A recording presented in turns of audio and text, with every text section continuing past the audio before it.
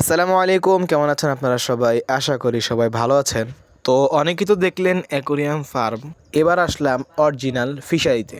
তো এখানে মূলত আসা হয়েছে কারেন্টের লাইন টানার, অর্থাৎ মোটর, লাইট এবং সিসি ক্যামেরার লাইনের জন্য। তো এখানে আসার পরে বাণিজ্যিকভাবে মাছের চাষে অনেক অনেক কিছু জানা হয়েছে। যেমন হচ্ছে মোটর লাগানোর কারণ হচ্ছে শীতকালে পানি অনেক শুকিয়ে যায়, এই কারণে মোটর লাগানো। অ্যাকোরিয়ামের ফার্মে তো আমরা পানি চেঞ্জ করি নিজের হাতেই, কারণ ওইটা খুব ছোট জায়গায় হয়, আর এটা তো পুরো একটা পুকুর বলতে পারেন। মাছের ফিশারির সাথে সাথে পুকুরের চারপাশে রয়েছে সবজির একটা বাগান। এই বাগানের মধ্যে আছে যেমন বেগুন গাছ, টমেটো গাছ, সিম গাছ, শসা গাছ, এছাড়াও অনেক রকমের সবজি রয়েছে এইখানে। তো এটা মূলত 2 নম্বর ফিশারি। এদের মোট 4টা ফিশারি আছে এবং বড় ফিশারিটা ইনশাল্লাহ অন্য একটা ভিডিও দেখাবো। পুরো ফিশারিটা ঘুরে ঘুরে দেখতেছিলাম, এমন সময় দেখতেছি তারা মাছের খাবার দিচ্ছে। এবার দেখেন মাছরা কিভাবে লাফালাফি করতেছে।